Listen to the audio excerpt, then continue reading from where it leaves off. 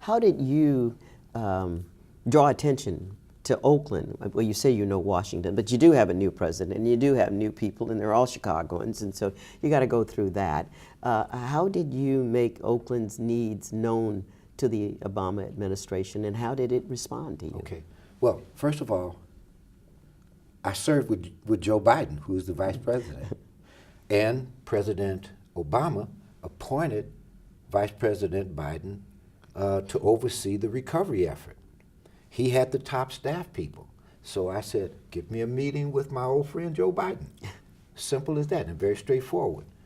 And the day that we met, he had to go on an emergency visit. Something happened in New York, so he had to leave. So I'm there with all of his top staff people. This is how I presented Oakland. I said, look, I heard the president. They said, well, what do you think you heard? I said, I heard the president when he said, this may very well be a one-time event. It may never happen again. So we need to maximize the opportunities that are presented to us in the context of the recovery effort. So I said, so your self-interest and my self-interest are joined here, sir, because I want Oakland to succeed and you want this stimulus effort to succeed.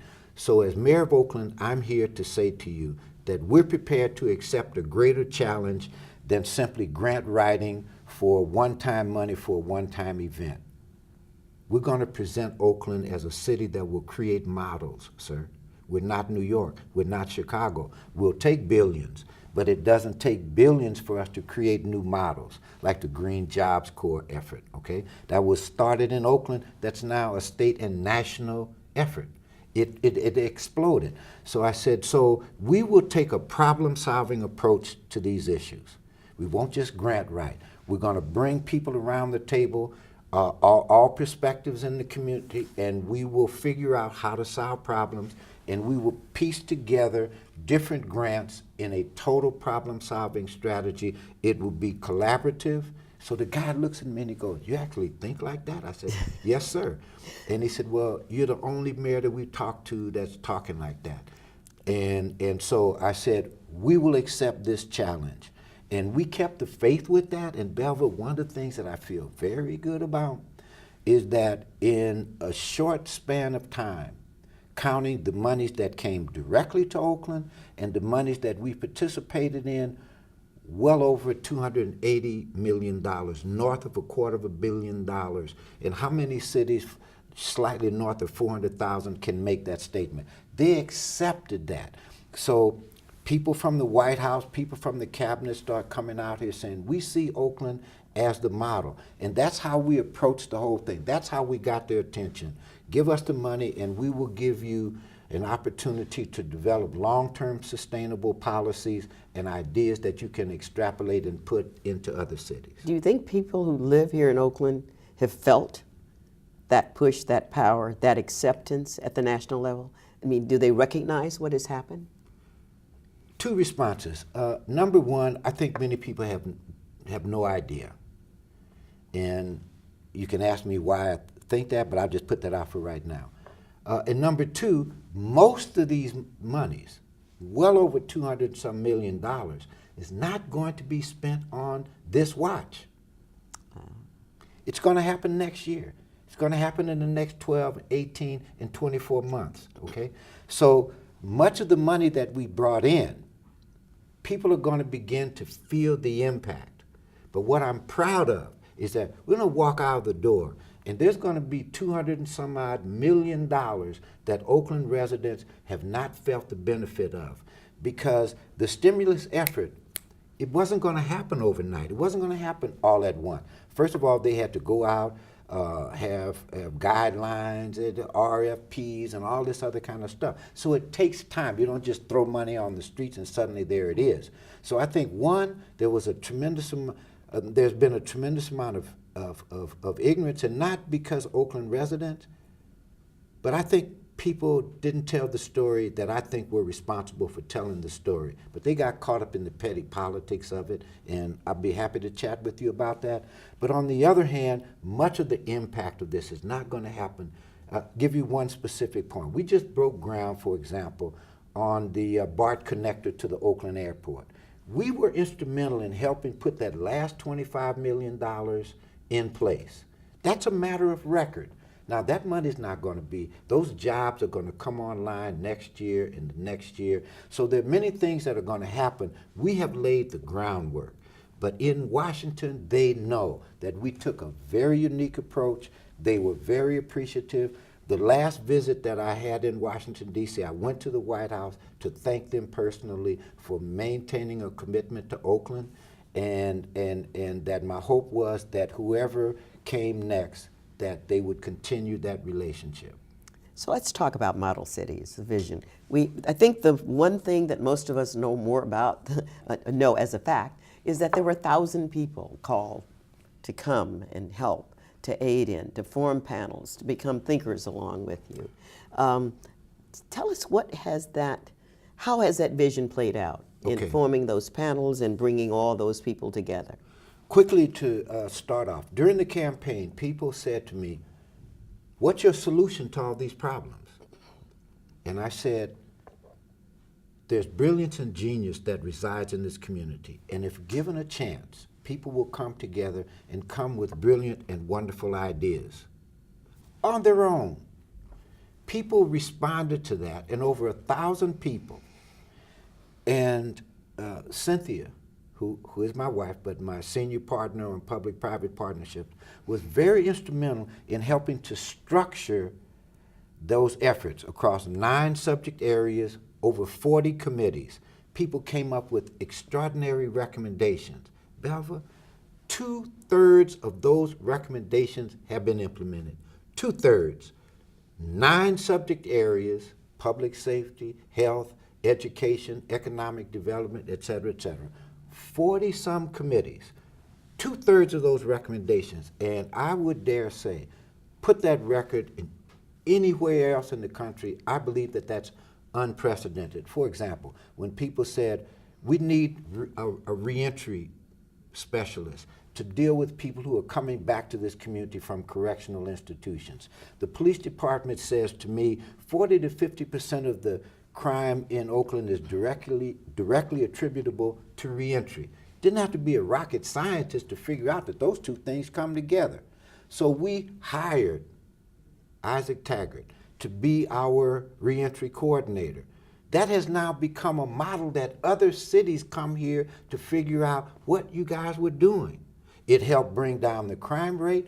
We've been able to train and employ a significant number of people that I won't say nobody, but many people did not care about. These were people who lived in the shadows of our community, people with no options and no hope and no opportunities. We opened that door, we opened that vista. That was one.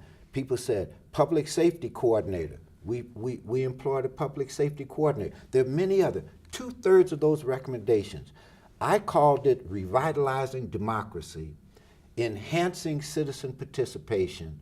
I said, remember when I said, I'm not Superman, but together we can do this. And we brought those task force together, and the beauty of it was there were only 2 rules. When you walk in the room as a member of the task force, take off your label, the self-interest, business guy, labor guy, whatever. And we agreed that we will communicate with each other civilly. And people said, we accept those rules. And it became extremely exciting. Some of the recommendations were things that people in the community could do on their own. Some of the recommendations were things that we needed to go get resources to do. The Get Screened Oakland, for example. Remember, I chaired President Clinton's Advisory Council on HIV and AIDS. We come back here based on the idea that HIV and AIDS is a preventable disease. We came up with the public-private partnership called Get Screened Oakland. That has been a model that cities not only in the United States, but cities from other countries in the world Explain have come what it here. is. What is Get Screened? Get Screened Oakland. The idea that HIV/AIDS is a preventive disease. Know your status is a very important part of that. So get tested. And knowing your status becomes important in the transmittal issues. If you end up HIV positive, then we can get you to the correct places for treatment. What we said was, Let people opt out rather than to opt in. Let's take the stigma away from it. Let's bring public hospitals and private hospitals, public and private providers, nonprofits, community people, all into one effort, and let's collaboratively do it. I became the face of that, the voice of that. I happened to travel to Africa with then Secretary Tommy Thompson during the Bush administration when he went on his tour to Africa to look at the pandemic as it was evolving. We stop in Botswana, huge rally, this beautiful woman, Minister of Health in Botswana, gets up and she's talking, and in this great moment of controversy, she said, I got tested. And I turned to the person next to me and I said, how incredible, what an extraordinary leadership. On this continent where this is a very controversial issue, this woman stands up with great heart and great courage and said, I got tested. I had no idea that at this late stage in my life that I would be the mayor. But we put this program together, and on the steps of this building, I got tested and we launched Get Screened Oakland. Know your status. If you know your status, then you can be responsible. We can reduce the rate of infection. And if people find themselves ill, we can get them the proper treatment. Take the stigma out of it and let's move forward. That's long been a goal of those involved in the AIDS movement. But you're saying that Oakland stepped it up a bit by having its mayor out as the leader in this area. Was that the difference? Yes, we took a leadership role. And one of the things we have tried to say is mayors all over the country ought to be part of this. HIV is one of the great threats to the human family. On a global basis, the new infections are down 20%. They were like 3.1 million, now we're down to 2.6. That's very important, but still significant. In the United States, our infections slightly south of 60,000 per year. So it's still a real issue. But we took the leadership. The government stepped in, and in a private partnership role. Going back to my earlier point that I said to you, in my humble opinion, local government has radically changed. Local government can no longer simply be managers of services. Local government has to be in the problem-solving business.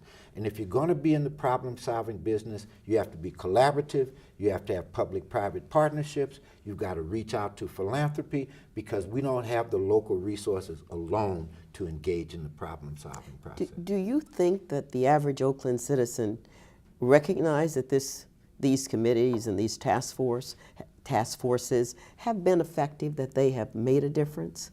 Do you think that people feel that in their city life? I think the people whose lives have been touched by it, yes, okay? I think the agencies, the organizations, the providers of health, they know. The people that have been working with, they know. And some people who are interested enough to stay on top of all this, they know. But Belva, remember you and I had this conversation. You said, Ron, you got to tell your story. Right. And I said, Belva, that's not who I am. I'm from the 60s. I believe in doing my job. Let journalism report on what we're doing. I'm prepared to be held accountable. I'm going to say this to you very straightforward. I believe that the local media let this community down because they didn't assume the responsibility of being educative. They got caught up in the petty game of personalities and politics. Example, I go out and give a speech because I've got to update people and be informative.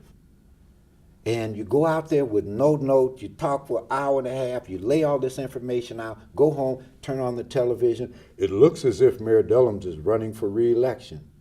And I go, oh my God. I said, how do you squeeze all of this information in through the narrow prism of petty politics, so that if you go out there and you inform people, that means, oh, you're blowing your own horn, that means you're being positive, that must mean you're running for re-election. And I'm going, what an incredible disservice